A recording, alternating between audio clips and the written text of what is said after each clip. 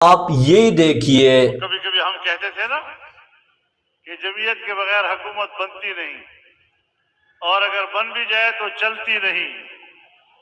تو آج حکومت بنی ہے لیکن چل نہیں رہی، اور آپ یہ مت سمجھیں کہ ہم کسی کی جان لے کر تحریک ختم کر سکیں گے۔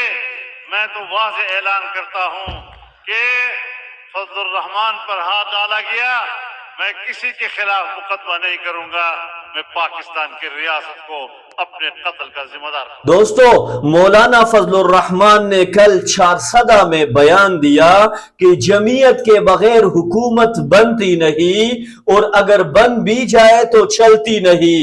یہ ایک بڑا سیاسی دعویٰ ہے جس پر سنجیدگی سے غور کرنے کی ضرورت ہے۔ سوال یہ ہے کہ کیا واقعی پاکستان کی سیاسی تاریخ اس دعوے کی تائید کرتی ہے یا حقائق کچھ اور کہانی سناتے ہیں؟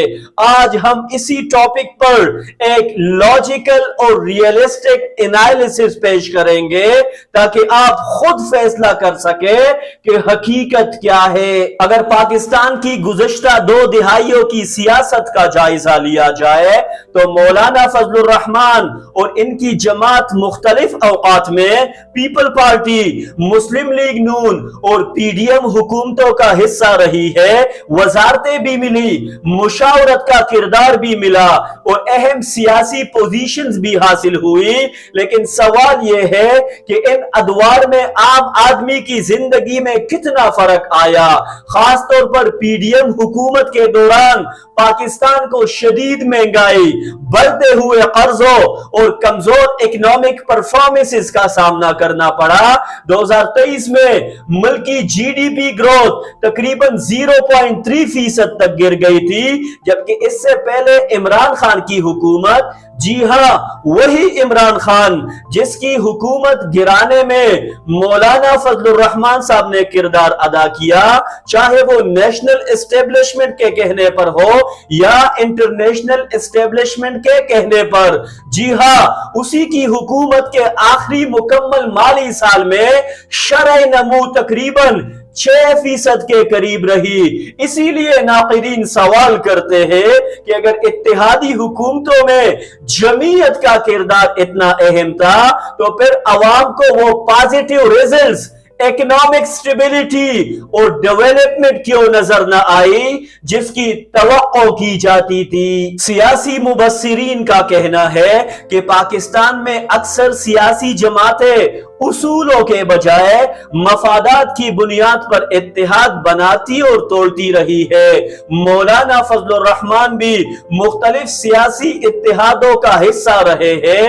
جب وہ حکومت میں ہوتے ہیں تو نظام کا حصہ بن جاتے ہیں، جب باہر ہوتے ہیں تو سخت تنقید کرتے ہیں۔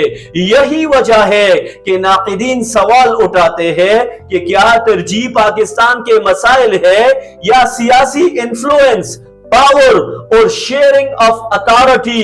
عوام آج صرف بیانات نہیں بلکہ عملی نتائج دیکھنا چاہتے ہیں۔ مولانا فضل الرحمان نے چارسدہ میں یہ بھی کہا کہ اگر انہیں کوئی نقصان پہنچتا ہے تو اس کی ذمہ داری ریاست پر ہوگی۔ اس بیان کا دوسرا حصہ حقیقت کے زیادہ قریب نظر آتا ہے، کیونکہ دنیا بھر میں ریاست کی بنیادی ذمہ داری شہریوں کی جان و مال کا تحفظ ہے، خصوصاً اہم سیاسی شخصیات کو مناسب سیکیورٹی، پروٹیکشن اور رسک مینجمنٹ فراہم کرنا حکومت کی ذمہ داری ہوتی ہے۔ اگر کسی سیاسی رہنما کو خطرات لاحق ہو تو متعلقہ اداروں کو فوری اقدامات کرنے چاہیے تاکہ کسی بھی ناخوشگوار واقعے سے بچا جا سکے۔ دوستو، سیاست میں دعوے کرنا آسان ہے، لیکن اصل فیصلہ ہمیشہ کارکردگی کی بنیاد پر ہوتا ہے۔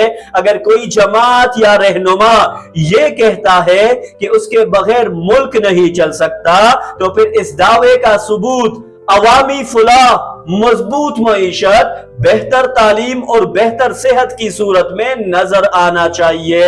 پاکستان کو آج شخصیات کی نہیں بلکہ پرفارمنسز، میرٹ اور ریزلٹ بیسڈ لیڈرشپ کی ضرورت ہے۔ عوام کو بھی جذبات کے بجائے حقائق کی بنیاد پر فیصلہ کرنا ہوگا، کیونکہ مضبوط قومیں نعروں سے نہیں بلکہ نتائج سے آگے بڑھتی ہے۔